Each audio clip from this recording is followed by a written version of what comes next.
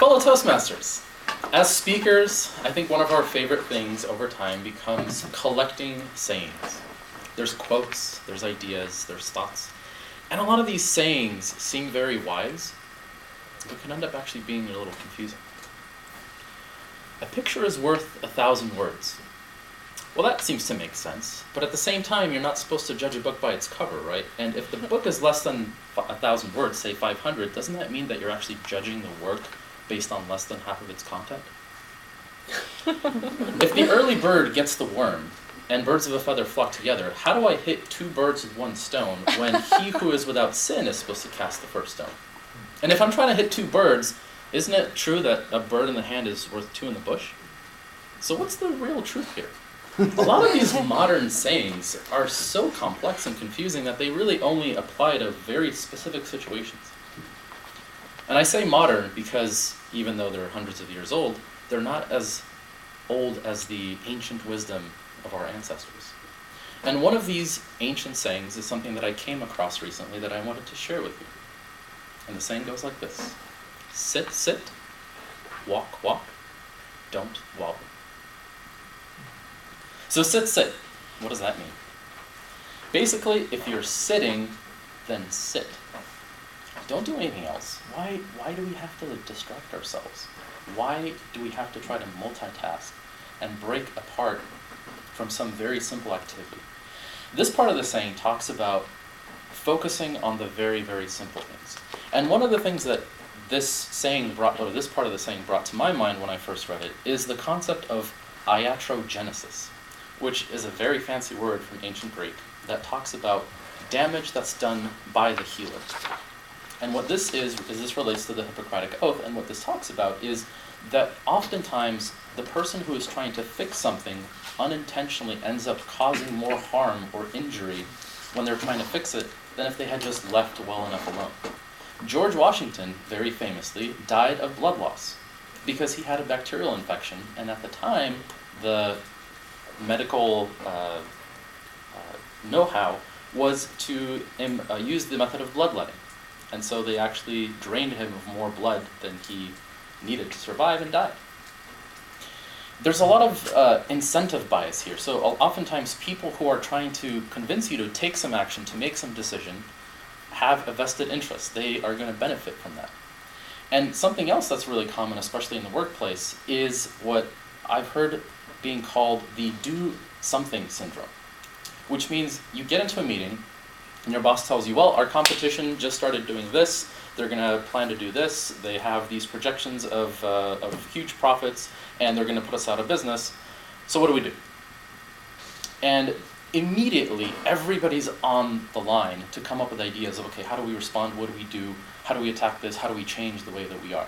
When there is always the option of doing nothing, and that's very often just completely ignored. And sometimes you have to realize that there are environmental equilibria and forces at work that will just bring the system back into balance without you actually having to do anything. So sit, sit. You don't always have to take action. You can always say, I don't know. I need to find out more information. Let's not stir the pot for now, for lack of a better saying. Walk, walk. What does this part mean? So if sitting is about staying still, this part is about actually taking action. And it talks about, if you're going to walk, then walk. Again, this idea of mindfulness. Focus on whatever it is that you're doing. Why do we have to multitask so badly these days? Why is it that we always have to try to split our attention into multiple things? Why do we have to be the jack of all trades? And this is where I think one of the things that's sort of becoming common knowledge is this idea of the 1,000 hours or 10,000 hours spent on a hobby. If you really work on something for 10,000 hours, you become the master of it. And that's a really interesting concept. I don't know how many of us have actually racketed up 10,000 hours of anything, but if you have, I bet you know a lot about that subject. I bet you have a lot of insight, and not just about that subject, but about the very concept of becoming a master of something. As some of you might know, I like to play volleyball. And I still call myself an amateur volleyball player. But about a year ago, I decided to take a private lesson with one of my friends. We employed a coach who teaches some of these more advanced classes and who trains with professional athletes. And we told him, hey, we want to just get like an hour lesson from you. And he said, okay, what do you want to focus on? We said just, in general, volleyball. And he said, no, you got to like tell me you want hitting, you want passing, you want the gameplay. And we said, okay, hitting. That's fun. I mean, you're just going to hit a lot of balls. And we thought it was simple. Just jump and swing. What else? I mean, how hard can that be? Within the first 15 minutes, we realized that we were doing pretty much everything wrong, that the entire process involves about 20 activities that we were completely not paying attention to.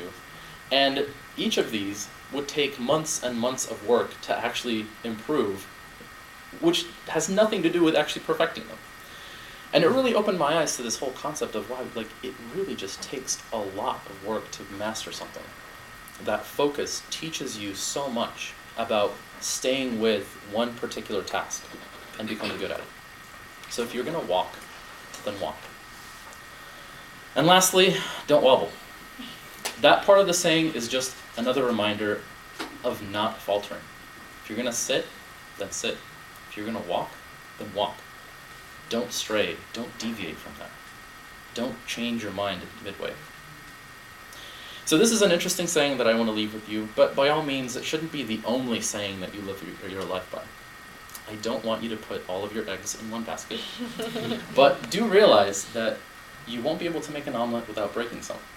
And you definitely shouldn't count your chickens before they've hatched, or before they come home to roost.